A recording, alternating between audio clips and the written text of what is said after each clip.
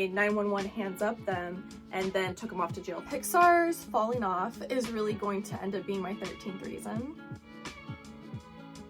I didn't hate it. Hey y'all, welcome to a new video. Today I would love to talk about everything that I watched in the month of February.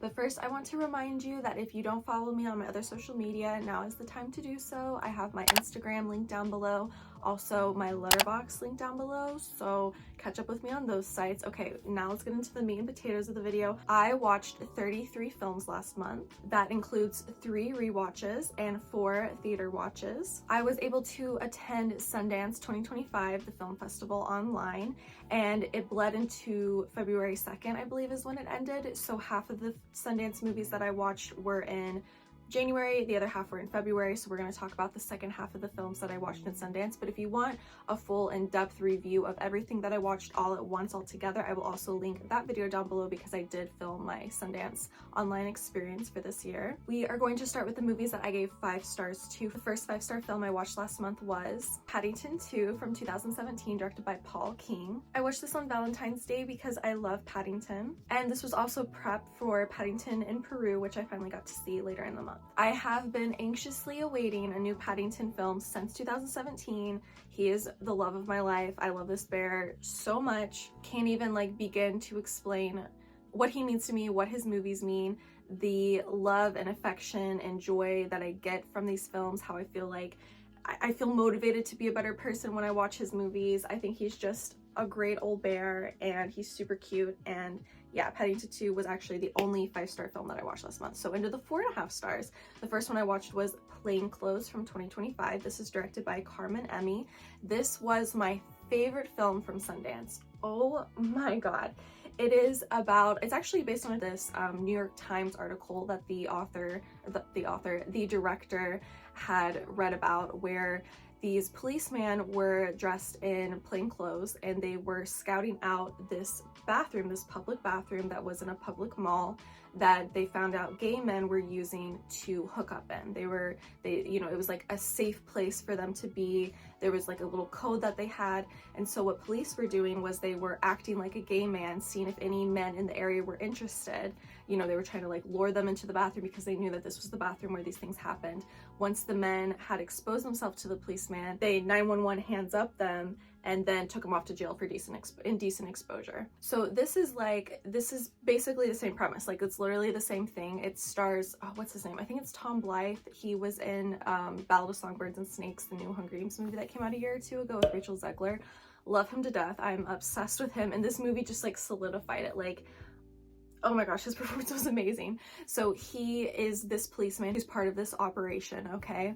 And he ends up falling in love with one of the men that he sees in the mall. Okay, he sees this man often, and he just is really drawn to this man, and he starts coming to terms with his own sexuality. I'm not doing this justice because the movie is just so amazing. I really hope that Plain Clothes gets a wide distribution, a wide release, because I feel like everyone needs to see it. It's the queer movie of 2025 for me as of now, and it's beautiful. The coming to terms, the fear that you have for coming out to people, coming out to your family, hoping that they'll accept you.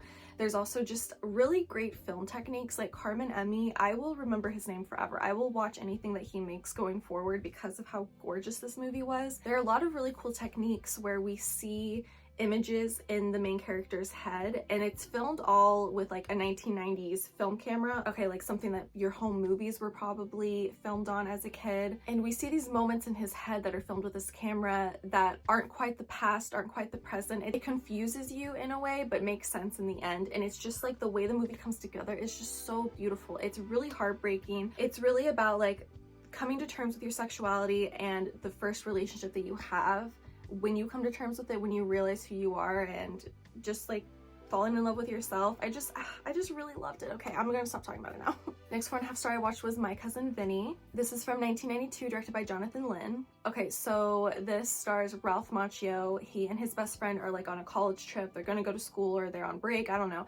They are driving through Alabama and they accidentally get caught right around the same time that a murder happens, and the police, the people of the town think that they did this murder. So they are locked up in Alabama. They're from like New York, okay, and they don't know any lawyers, but Ralph Macchio's cousin Vinny just graduated from law school. So they hire him. Turns out he failed the bar like 9 times, okay, so he's like not as great of a lawyer, and actually he's never actually even done a trial before, so he's just like not what they expected. Cousin Vinny is played by Joe Pesci, and he just like, he always delivers a great performance. I think that everyone here is a great actor, really great performances. It's super funny. Funny how? The story is really personal to me as well. I relate to it on many levels. Okay, next 4.5 star I watched was Your Monster. This is from 2024, directed by Caroline Lindy. This was a movie I really wanted to see in theaters, but it had like a 5-day run at my local theater, so I've been waiting for it to come on streaming ever since, and it's finally on Max. Okay, if you want a fairy tale story, go watch Your Monster if you're a fairy tale girly like me. So this is about a girl who just went through a really terrible breakup with this aspiring theater director. He wrote a play for her, he wrote a part for her. They break up. She's still in the play, but he gave her part to another girl that he's been really flirty with, so she's just like dealing with that. It's very comical. She ends up finding a monster in her closet and falls in love with the monster, and it's really beautiful. It's really romantic. It's funny. I don't know if I mentioned that. It's not a perfect movie, but the vibes of her like falling in love with a monster was really my thing. I also loved the ending. Getting into the 4 stars, the first 4 star that I watched was Brides from 2025, directed by Nadia Fall. This was a Sundance film. This movie was honestly such a breath of fresh air for all of these stories of these girls, these young girls who moved to Syria under the guise of a better life. I remember that propaganda. I remember those stories being really prominent in like the mid to late 2010s. And these 2 girls, they have really good chemistry. They're on their way to Syria for a better life, and it really just like shows the humanity that these girls have. Like, these young girls were basically tricked into thinking that they'd have a better life by leaving their family, leaving their home, helping out Islam in the way that they want to. These girls are seeking a better life. We see instances of how bad their home life is, and it's like, how could you blame them for wanting, like, how could you blame them for falling for this? You know, a lot of these girls are demonized, a lot of these girls are dehumanized when we talk about them. I've seen so many documentaries about this phenomenon that happened, and I think that this was like the best one I've ever seen. It's not a documentary, but it's just like a fictionalized story of girls like these girls and how we tend to just like not see them as girls. Like I said, the media really dehumanized them, really demonized them for leaving their family to move to Syria. I think it really gets lost under the rubble of everything that these were just young girls who were just simply tricked, and they are so beautiful and strong and intelligent. We see lots of instances of really great Muslim families like helping them along the way and being kind to them. I think that it was just a really successful movie, really well made, made with care and love, and I just really enjoyed it. Okay, so I have 3 4-star movies all in a row here. They are Rise of the Planet of the Apes, Dawn of the Planet of the Apes, and War of the Planet of the Apes. These came out in 2011, 2014, and 2017. All amazing. I was surprised with how much I adored these. Okay, I am kicking myself for never going to see these in theaters. Like, I really just was not interested when they came out, and I'm such a fool for that because they're just so good. Like, Long Live Caesar. Okay, I really enjoyed the story. I think that it was just made superbly well. They all got 4 stars for me, and the only reason I watched these was to prepare for Kingdom of the Planet of the Apes, which was nominated for Best Visual Effects at the Oscars. I was like picking up some Oscar movies I hadn't finished, and I was like, well, I can't watch this 4th movie without watching the other 3 in the series. And the main 3, like the trilogy of the Planet of the Apes movies, oh my god, amazing. I love you, Caesar. Long live Caesar. Okay, next 4-star I watched was called The Doll's Revenge. This is from 1907. It is directed by Lewin Fitzhammond and Cecil M. Hepworth. Those are the most 1900s names I've ever heard in my life. This is a 3-minute short that my mom sent me about a boy who breaks his little sister's doll, and the doll grows up and like chops him up and eats him. So it was kind of cool. Next I watched Black Box Diaries. This is from 2024, directed by Shiori Ito. This is the highly publicized story of Shiori Ito. Yes, the director is the main person that this documentary is about. She has been pursuing a really highly publicized case against a man who sexually assaulted her in Japan. And basically in Japan, how it works is that if you are able to bring a case to court of sexual assault against someone, you never show your face. It's very anonymous. You never have your face taken pictures. You probably don't even show up in court. You just have your attorney show up. Like, it's just very, you don't want to be known as the girl who brought this sexual assault case to court. It's very rare to show your face with these cases because you endure slut shaming, you endure threats. She gets followed. The things that she has to go through, but she is like so adamant of like being part of this high profile case. She's like, I'm not shying away from this. I have to show my face. I have to show that this is wrong and these men can't get away with this. And I think that her resilience was really great. There's so many moments where her safety is just completely jeopardized. She stays so strong, and I cried. Like, it was just such a good movie, such a good documentary. Really glad that it was nominated at the Oscars, honestly. Okay, the next movie I watched is Un Chien Andalou from 1929, directed by Louis Buñuel. I can't speak that language. Okay, this is the classic moment in cinema where the eyeball gets sliced and it turns into the moon. Okay, we've seen the imagery. Even if we didn't go to film school, we've seen it here and there. If you were on Tumblr, you've seen it. I finally watched the full movie. It's said to be the mother of surrealism in film, which I think is really cool. I think it said it was a collab between Buñuel and Salvador Dali, which is pretty cool. So yeah, bringing surrealism to cinema, love that so much. Next 4-star movie I watched was Amnesia from 2024. This is directed by Adam J. Graves. Last month, I watched a bunch of Oscar shorts, but didn't want to talk about them because I'm not knowledgeable enough about shorts to talk about why I rate them the way that I do. But this is the only short that I watched last month, so I don't mind giving it a minute here. It's about a girl who, she's very smart. She works in a factory in India, and she has the opportunity to go to school to give her and her older sister a better life.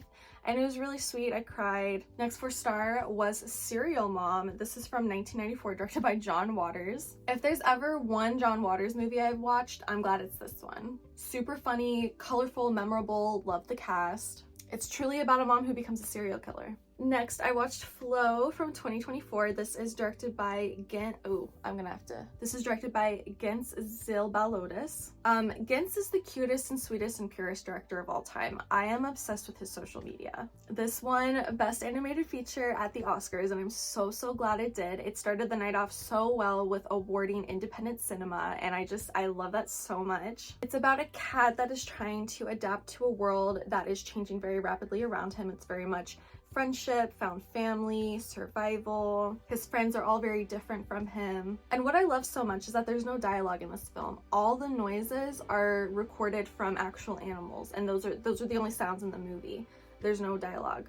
And you just have to like watch it to understand it. It's just, they do such a good job with it. Okay, and then the final 4-star movie I watched was Paddington in Peru. This is from 2024. It is directed by Dougal Wilson. This was the final movie I watched last month, and what a way to end it. I love Paddington with my whole heart. That's all I can say. This is the story of him going to Peru. He has to save Aunt Lucy. He has to find Aunt Lucy. The cast is great. The story's great. The villains are great. Everything about Paddington movies are really great.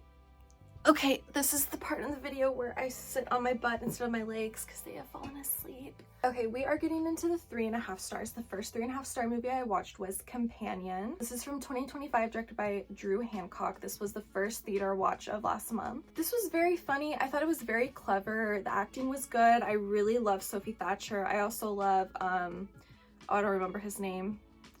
Jack Quaid. I believe it's Jack Quaid. I'm really excited to see his movie Novocaine in like a week or two. Yeah, Companion's great. She is a robot. She's an android. She doesn't know that she is, and she has to learn that. She learns that like she doesn't have this freedom. She doesn't have this bodily autonomy that she thought she did, and how she like gets back on that, how she gets her revenge and vengeance on that. I thought it was just really good. The only thing I would say that I really disliked about it was there is a moment at the end where she is getting thrown around a lot. There is a lot of like physical violence brought on her. And I was just like, this girl's been through enough, you know, like, why do we have to keep like, we get it, you're strong, you're a man, you can pick up and throw a girl around, but she was literally just like getting slammed into walls. And I just like, at some point, I really can't stand that kind of physical violence against women, especially after they've suffered from so much. And then like, to top it all off, it wasn't even like satisfying the revenge that she is. Anyway, it doesn't matter. I don't want to spoil it for you. The movie's good. The movie as a whole is very good and enjoyable, and I went with my girlfriends and I had a great time. Okay, next 3.5 star was Sorry Baby. This is from 2025, directed by Eva Victor. This was a Sundance film. This was written, directed, and starring Eva Victor. There were so many movies at Sundance that were written, directed, and starred by collabs, and I love that so much. This is about a girl who, it's kind of a non-linear film actually. She suffered from an assault in college. I really liked how she portrayed it. Okay, we don't see this graphic scene We instead just see her being quiet, driving home, sitting in the bath afterwards, talking to her friend, debriefing the moment with her best friend. And I really like how we like honed in on that aspect of it, of like the person that you turn to in that moment, and how female friendships are very strong, and there was never any like gratuitous violence to it. I really think the way that she handled the assault and the scenes afterwards was just really impeccable, just really amazing. I saw someone's review, they said that Eva Victor is if Greta Gerwig and Phoebe Waller-Bridge had a baby, that she's like America's Phoebe Waller-Bridge. So if you like that vibe, you will like Eva Victor, and you will like Sorry Baby. It has good humor to it. And also Lucas Hedges is in this movie. I freaked out in my Sundance video when I saw that Lucas Hedges was in this movie, because I have not seen Lucas Hedges since 2019 maybe, and he went from like 2016 to 2019 being in every film I watched, every movie he was in it. I've seen so many of his movies because he just kept showing up in everything, and then I didn't see him for like 5 years. I felt like you guys were a little far away, so I moved my camera a little closer. All right, next 3.5 star movie I watched was DJ Ahmet. This is from 2025. It is directed by Georgi M. Unskovi. This was another Sundance film. This is one of the very few Macedonia films I've ever seen. This is a coming of age story about a boy who lives in a small village. He is in love with a girl. He has to come to terms with himself. He loves to listen to and make music. He also has to deal with the expectations from elders in his village. My brother got to see this in person actually at Sundance Film Festival, like in person, and he really recommended that I watched it. So I made sure to grab a ticket, and I had a blast watching it. It's a really fun family movie. Funny. It's got really witty dialogue, really witty humor. Okay, I have a lot of 3.5 stars. The next one I watched was Hell House LLC from 2015, directed by Stephen Cognetti. This was a rewatch, okay? What I would give to watch the Hell House series for the first time all over again, I don't know what I'd give, but it would be a lot. This is about a haunted Halloween house tour where 15 crew members went missing, and a documentary crew who decides to go into the house to find out what happened for themselves. It's very scary. It's one of the scariest found footage films I've ever seen. It gives really evil vibes, honestly. Next was Heart Eyes from 2025. This is directed by Josh Rubin. This is a Valentine's date for the ages, okay? I love horror comedy. This one was extremely funny. I didn't love the ending. I felt like it overplayed. It lasted too long. I felt like I'd seen it before. It was kind of like a Scream ending, if you know, you know. And I just like didn't really care for it, but everything up until the ending, I was really having a great time. Next, I watched A Letter from an Unknown Woman. This is from 1948, directed by Max Ophuls. Okay, the more I think about this movie, the crazier it gets. This is about a man. He's like on the run from like a duel he doesn't want to participate in. And he gets a letter from this woman that he's never remembered in his life, but she has remembered him. Okay, she's kind of been like following him and stalking him and like running into him her whole life. She is in love with him, but he like literally never noticed her. Like she was just always a girl kind of like following after him, following him. And apparently he like had a lot of girls, so like he didn't need every girl that came after him. But this is her story of like her experience with him, and it makes him like think of life in a new way.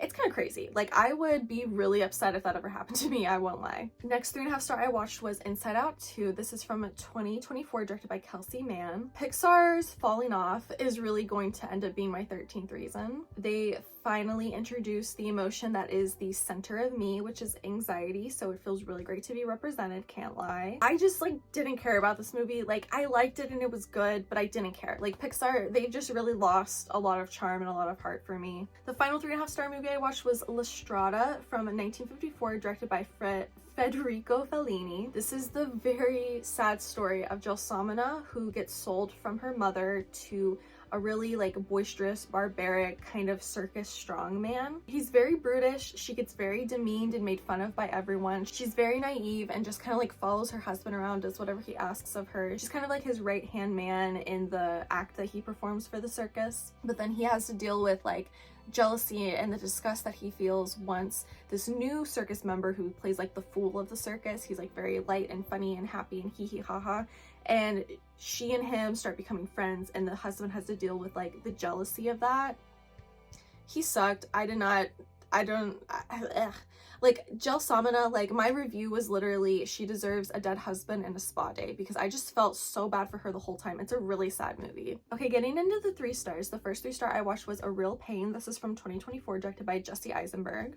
This is the kind of movie that's made to make you appreciate your life and appreciate all you've ever been through, for better or for worse. You know, the moments that have shaped you to be the person that you are today. Unpopular opinion, I think that anybody, literally anybody, could have played the role that Kieran Culkin played. His well-loved, super over-rewarded role throughout Oscar season. Okay, he won majority of awards that ever came towards that movie. He even won the Oscar for it, okay? I believe he won a Golden Globe, a SAG, like, he just, like, picked up all the big awards for this one. And I truly believe anyone could have played this film, could have played this role in this film. I also think that I'm just not a fan of Jesse Eisenberg. Like, I think that going into this movie, I had preconceived notions. Those preconceived notions were found to be true, because I feel like Jesse Eisenberg is very predictable, and I know what I know what to expect with his work, and it's just not my favorite. It's just not my thing. He makes a thoughtful movie, I'll give him that, but like, I don't think a lot about it. It's not for me. Next 3 star movie I watched was A Night at the Opera. This is from 1935, directed by Sam Wood. The Marx Brothers take on high society, and what's more high society than the opera? This is one of their most familiar films. They're basically like the Three Stooges, like classy Three Stooges, I would say, but it didn't hit for me. I love their film Duck Soup, and this one was just really underwhelming compared to that one for me. Next 3 star I watched was American Murder, Gabby Petito from 2025. This is directed by Michael Gasparo and Julia Willoughby Nason. This case just breaks my heart. Okay, like, we all know this story. This is a girl who started to subscribe to van life. She got a van, decided to trek across the country, across America. She's there with her boyfriend. One day, after her family has not heard from her in weeks, her boyfriend comes back home in her van without her. So he's not talking to the family, he's not talking to the police, he won't say nothing, the family won't say nothing. Her family and the police have decided to trek across the country to try to find her. They're like, where is Gabby? Like, where's our daughter? Where's our loved one? And then while they're doing that, the boyfriend decides to go on a trip of his own and ends up himself. Okay, so clearly he has done something. They end up finding Gabby's body, and it's just such a sad story. This documentary was good. It put like all of the case, all of the evidence together. It got like good testimony from the family and her friends. It's such a sad story. It's such a sad story. The only thing that felt icky to me, I won't lie, is that they had her journal, like they had her diary, and they had snippets of her voice because she used to make YouTube videos. She filmed herself a lot doing van life. And they use like AI rendering, I assume, to create her voice reading her personal journal entries.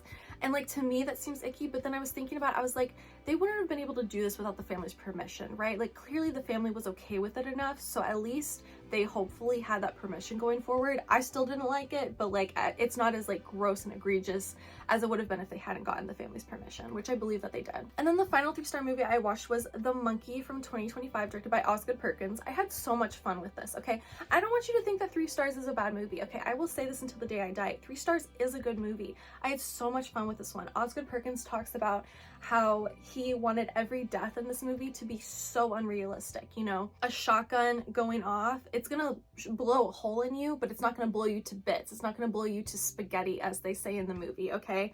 It's just like so gory and disgusting, and he like went out of his way to make it that way, and I think that he really succeeded in that. I will say the story is very lackluster to me. Stephen King, he does not hit for me. His third acts are kind of deplorable, very boring. He seems to always have a good idea but never know how to end it, and The Monkey is just the same. It is about a toy monkey who, when he plays his little drum, someone gets killed. It has tormented these twin boys, played by Theo James, since they were little kids. And they like throw the monkey away when they're kids, but then when they grow up, the monkey comes back. People start dying again, and so they have to like figure out the mystery, and it was fun. I had fun. Okay, we are getting into the 2.5 stars, and sadly the first 2.5 star I watched was Kingdom of the Planet of the Apes. This is from 2024, directed by Wes Ball. Bold of them to assume that I would care about or want to watch another one of these movies that isn't about Caesar.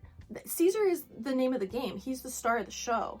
He is the protagonist he's the only one I would watch these movies for, and this movie didn't have him in it at all because it's like the future of the Planet of the Apes, okay? The king, I didn't care. I did not care at all. Like, it's just random apes. I don't know them. I don't know their story. I know Caesar's story, and that's why I love Caesar so much. The last 2.5-star movie I watched was The Gorge from 2025, directed by Scott Derrickson. Scott, what went wrong here? Okay, you are a favorite horror director of mine, and what the hell was this? I have to assume that you didn't write this and that you were just doing the best with what you had. That's all I can assume because I don't know what went wrong here. Okay, so there's this gorge. There is like this misty down there area with like 2 high mountains on either side. There's like an American taking over and watching over one side of the gorge. He's played by Miles Teller. There's a girl played by Anya Taylor-Joy who is taking care of the other side of the gorge. They're not supposed to talk to each other. They're not supposed to go into the gorge. They're just supposed to fight off any bad guys that come up from the gorge, okay? It's very fantasy, it's very science fiction, and sadly it just didn't hit for me. I think the problem that I had with it was they figure out the mystery of everything super quickly. Like, he's just on a computer. Like, they don't know anything. They're dropped into this brand new land, brand new world, all these crazy creatures are around. He gets on this computer and he's just like, oh, I can see here that this is why they're doing this, and this is why we're here, and this is what they're planning on doing in the future. We gotta go. And I was just like, whoa, okay, like, we had no time to learn all of this. You just told us this, and I don't like that kind of storytelling. So it was very lackluster to me. It's honestly as if they just came across the notes app on the computer and it's like titled Big Evil Plan. Like, that's how silly it seemed. I had one 2-star film from last month. It was The 6888 from 2024, directed by Tyler Perry. This was an Oscar film. I get the vibe that Tyler Perry believes wholeheartedly that he really understands women, and I'm not saying I disagree with that sentiment, but has he ever made a movie that doesn't center around a woman? Seriously? So this is the true story of an all-black female battalion in World War II who were tasked with the impossible task of sorting through 17 million pieces of mail that basically had been like backlogged for 3 years. These soldiers in World War II were not getting their mail from home. They, you know, spirits were down. They need these letters to like move forward and feel motivated, right? To feel like their family loved them. Like, can you imagine being in war for 3 years and not getting a letter from your parents, like, or your loved ones at all? Like, your wife, oh my gosh, that would be devastating. So they were tasked with this impossible task to sort through this mail, and they were able to do it right, okay, which is crazy. It's got an all-star cast. I have not watched a lot of Tyler Perry films, but I would be willing to bet that this is his best one. The women show a lot of resilience. It's strong, it's female-led. I didn't hate it, but it wasn't like the best thing I've ever seen either. Okay, we got 2 final movies to go. I watched a 1.5-star film. This is called Stolen from the Suburbs from 2015, directed by Alex Wright. This is a Lifetime movie starring Sydney Sweeney. She is a child that gets human trafficked, and her mom, who will stop at nothing to get her back. It's really bad. All the outfits were bought from Forever 21. It was very much like the 2013-2014 fashion. I was cracking up. Like, I swear in one scene she's even wearing like the owl necklace. They all are wearing ballet flats and skinny jeans. It was like such a time turn like back to 2015 for me. It wasn't good. Like, it wasn't well made. I think maybe the acting was the best part of it. I think that the story as a whole was just very depressing, maybe a little gratuitous. And then the final movie I watched last month, the only 1-star film, the worst movie I would say that I watched last month, was September 5 from 2024, directed by Tim Fellbaum.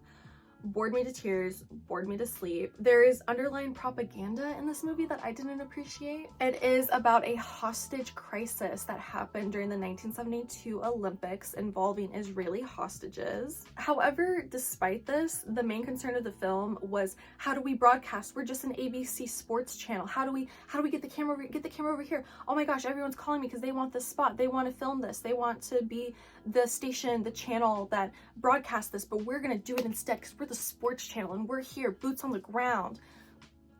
Like I said, there was a lot of underlying propaganda in this movie that I did not appreciate nor subscribe to. So that was everything that I watched in February. I hope that you enjoyed this video. Thank you so much for clicking on it. If you are a return subscriber, thank you so much for your support. I really do appreciate it.